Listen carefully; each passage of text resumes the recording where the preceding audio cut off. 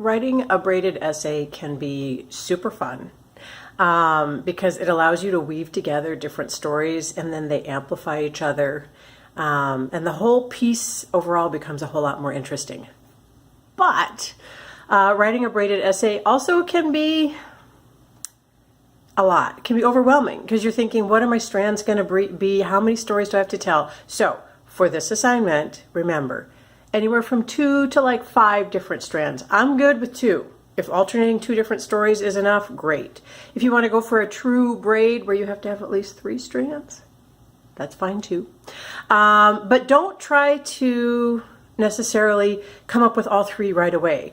In a braided essay, even though you have different stories and vignettes kind of weaving around each other, the truth is you do have one main story. There really is usually like a dominant strand in a braided essay. So think to yourself first, what is a story that you really want to tell? Probably something from your own life. So find your first story, the thing you really want to tell. So let's say, for example, you want to tell the story of when your girlfriend dumped you and you were heartbroken, like you went through true emotional crisis. Then you think to yourself, all right, so what else could I bring into the braided essay? Well, maybe the dominant theme of that time of your life is that you felt really fragile because you were devastated. So there's something about fragility in there. So for your next strands in your braid, you could think of, are there any other stories or times in my life when I felt particularly fragile? I mean, you could tell the story of being born, even though you'd be sort of having to go back and reimagine that, obviously. You could tell the story of when you decided to learn to snowboard because you fell down a lot, got really bruised, you didn't feel particularly good about yourself. It was very daunting. So then you could be like, okay, so what I'm going to do is I'm going to tell the story of when my girlfriend dumped me. And I'm also going to weave into that the story of when I tried to learn how to snowboard. And then I'm actually, going to tell the story of the time I saw a fawn, a baby deer, that was tangled in some barbed wire of a fence, and I had to help that fawn get free. So that's another sort of story of fragility, right? So then you've got 3 different strands you could use to weave together into your essay.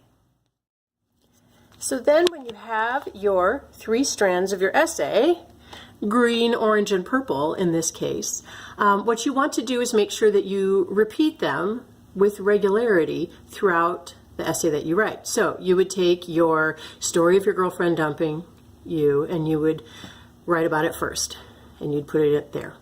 And then you would take the story of rescuing the fawn. Maybe you want to put that second each time.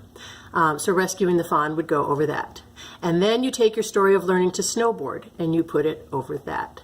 Then you're going to go back and you're going to return to being dumped by your girlfriend. I'm sorry. You have to just relive the heartache over and over.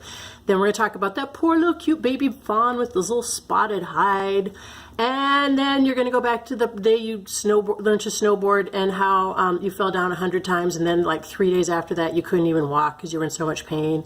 Then you're going to go back to your first story. Oh, you got dumped, but you know what? You got better. And then you had that little baby fawn. And then you had some more about snowboarding. You could bring in facts. You could bring in a little literary journalism there where you do some research about any of these things and bring in facts and statistics. But see how it turns into a braid. It turns into a beautiful story where each different strand makes the other strands pop. So they kind of like amplify each other and illuminate each other.